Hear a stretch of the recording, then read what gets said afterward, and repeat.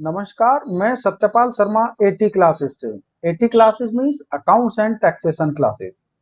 तो आज से आपके लेक्चर स्टार्ट हो रहे हैं अकाउंट्स एंड टैक्सेशन क्लासेस के। तो इसमें सबसे पहला लेक्चर रहेगा टैली का। तो इसमें हम क्या क्या सीखेंगे इस वाले कोर्स में, ये पूरा कोर्स रहेगा। इसमें सबसे पहले हम सीखेंगे टैली प्राइम, फिर अकाउंटिंग, अकाउंटिंग में rules of accounting and GST, introduction of GST सीखेंगे। और फिर एक्सरसाइज हम क्लियर करेंगे, एक्सरसाइज भी करेंगे साथ के साथ, ताकि हमें प्रैक्टिकली नॉलेज भी मिलती रहे। तो ये मेरा पहला लेक्चर है। आप कोई भी लेक्चर मिस ना करें और कोई भी स्किप भी ना करें, ताकि सारी चीजें समझ में आ जाए। तो लेट्स स्टार्ट। सबसे पहले हम बात करते हैं टैली प्राइम की। तो टैली प्राइम एक सॉफ्टवेयर है और ये सॉफ्टवेयर फाइनेंशियल अकाउंटिंग सॉफ्टवेयर है। यानी अकाउंटिंग तो है, और ये कौन सी अकाउंटिंग है? Financial accounting.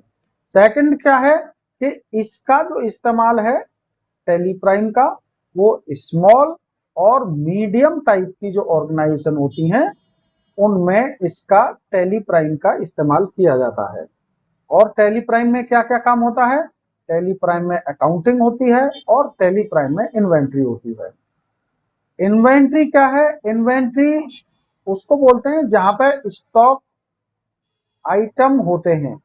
स्टॉक आइटम जो होते हैं, ये स्टॉक आइटम कई प्रकार के हो सकते हैं। वो मेक के अकॉर्डिंग अलग अलग हो सकते हैं, वेट के अकॉर्डिंग अलग अलग हो सकते हैं, और वो यूनिट के हिसाब से अलग अलग हो सकते हैं। इस प्रकार से बहुत सारे अकाउंट आइटम्स, स्टॉक आइटम्स जो होते हैं, तो हम उनको भी पढ़ेंगे। तो टैली जो है हमारा अकाउंटिंग सॉफ्टवेयर एंड इन्वेंट्री दोनों ही चीजों को मैनेज करता है। कैसे करता है ये हम आगे आने वाली और जो और वीडियो या टॉपिक होंगे उनमें सीखेंगे। रूल्स ऑफ अकाउंटिंग, तो जब हम टैली में अकाउंटिंग करते हैं तो उसके अपने कुछ रूल्स होते हैं। वो एज पर रूल्स आप एज पर रूल्स आप अकाउंटिंग करेंगे, और एक, या हम कहें कि एक प्रॉपर ऑर्डर में अकाउंटिंग की जाती है। तो रूल्स ऑफ अकाउंटिंग कहाँ कहाँ अप्लाई होते हैं? जर्नल एंट्री में होते हैं, आप परचेज करते हैं वहां पे भी अप्लाई करते हैं। सेल्स में, इनकम एंड एक्सपेंसेस में होते हैं। क्रेडिटर्स और डेटर्स की जब एंट्री करते हैं ट्रांजैक्शन की, तो वहां पे भी रूल्स ऑफ अकाउंटिंग अप्लाई होते हैं। लाइबिलिटीज और असेट्स, इस टाइप की हम जितनी भी एंट्री टैली में करते हैं टैली प्राइम के अंदर, उन सभी एंट्रीज में, या हम कहें कि उन सभी ट्रांजैक्शंस में रूल्स ऑफ अकाउंटिंग अप्लाई होता है। इसके बगैर आप अकाउंटिंग कर भी नहीं सकते, सीख भी नहीं सकते। चलिए नेक्स्ट है लेटेस्ट वर्जन ऑफ टैली। जैसा कि आप सभी लोग जानते होंगे कि टैली का जो लेटेस्ट वर्जन है वो है टैली प्राइम। इससे पहले, टैली प्राइम से जस्ट पहले जो था वो था ERP 9। तो ये दोनों सन 2020 में टैली 9 बंद हुआ और आपका टैली प्राइम नया वर्जन आ गया। तो ये हमने एक बेसिक सी चीज सीखी है टैली में। और एक चीज और बता दूं आपको कि इस टैली का इस्तेमाल 100 से अधिक कंट्रीज में, देशों में इसका इस्तेमाल किया जाता है टैली प्राइम का। तो अगर आप टैली को बेहतर सीखते हैं तो आपके पास मौका है कि आप कहीं विदेश में भी अकाउंट्स की जॉब कर सकते हैं। चलिए देखते हैं नेक्स्ट क्या है। तो नेक्स्ट में हम क्लिक करके देखते हैं। तो नेक्स्ट क्या है? नेक्स्ट में हमने देखा है अकाउंटिंग से संबंधित। हमने ये तो जान लिया कि टैली प्राइम में अकाउंटिंग करते हैं, पर अकाउंटिंग को क्यों करते हैं, क्यों जरूरत पड़ती है, ऑब्जेक्ट्स क्या हैं, ये तीन चीज और समझते हैं। तो सबसे पहला समझते हैं कि व्हाट इज अकाउंटिंग, अकाउंटिंग है क्या। फर्स्ट पॉइंट आपको बताता है अकाउंटिंग क्या है। एक बिजनेस की भाषा, अ लैंग्वेज ऑफ बिजनेस। हमारी बिजनेस क्या है, कैसी है, अगर हम उसकी अकाउंटिंग देख लें तो हमें सारी चीजें समझ में आ जाएंगी।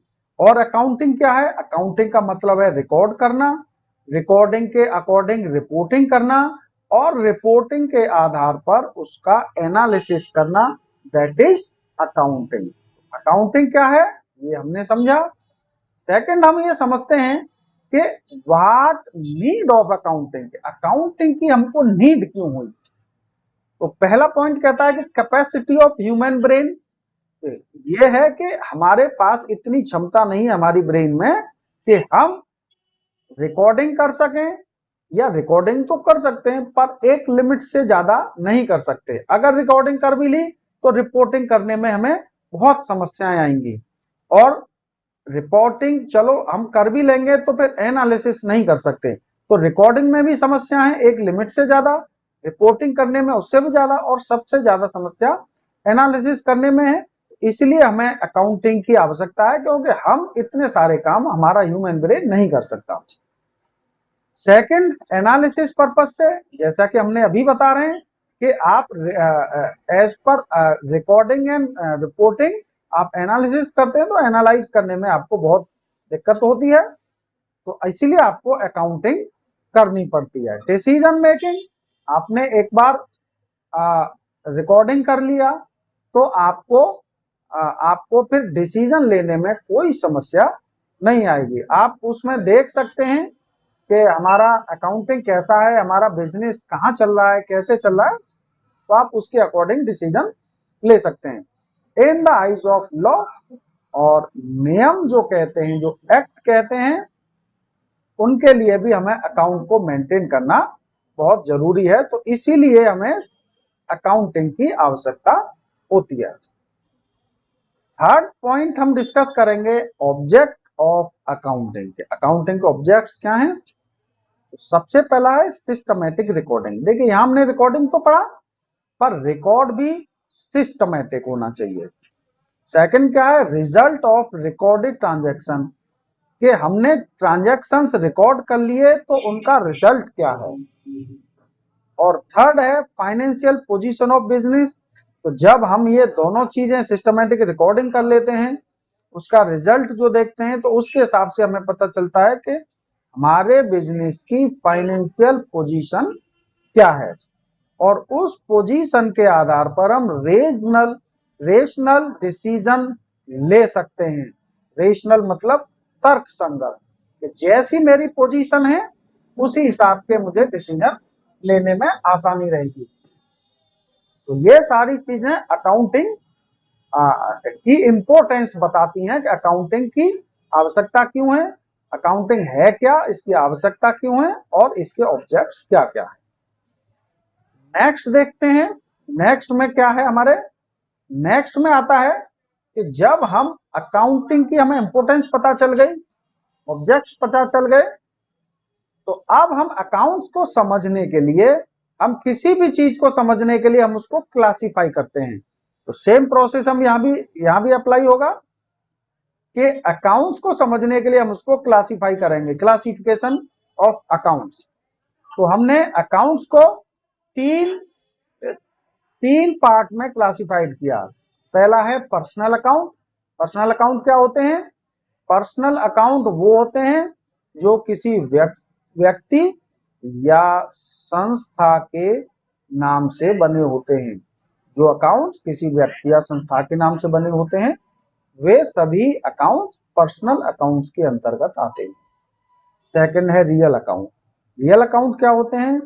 कि वो अकाउंट जो किसी वस्तु या संपत्ति से संबंधित होते हैं, किसी वस्तु से या संपत्ति से संबंधित होते हैं, वे सभी अकाउंट रियल अकाउंट में आते हैं। तीसरा है नॉमिनल अकाउंट। नॉमिनल अकाउंट में क्या होता है? आपके एक्सपेंसेस, लॉसेस या इनकम और गेन, आपको एक्सपेंस या नुकसान हो रहा हो, या आपकी आय और लाभ हो रहा हो, इस प्रकार के जितने भी खाते होंगे या अकाउंट होंगे, वो सभी नॉमिनल अकाउंट में आते हैं। तो ये हमने क्लासिफिकेशन पढ़ लिया, अकाउंटिंग का क्लासिफिकेशन क्या होता है, डिटेल में आगे इनके बारे में हम चर्चा करेंगे। तो अभी आप इतना समझें कि पर्सनल अकाउंट व्यक्ति या संस्था के नाम से होते हैं, और जो वस्तु या संपत्ति के नाम से होते हैं वो रियल अकाउंट्स के अंतर्गत आते हैं, और जो एक्सपेंसिव लॉसेज या इनकम और गेन के होते हैं वो सभी नॉमिनल अकाउंट में आते हैं। चलिए नेक्स्ट देखते हैं, नेक्स्ट क्या है।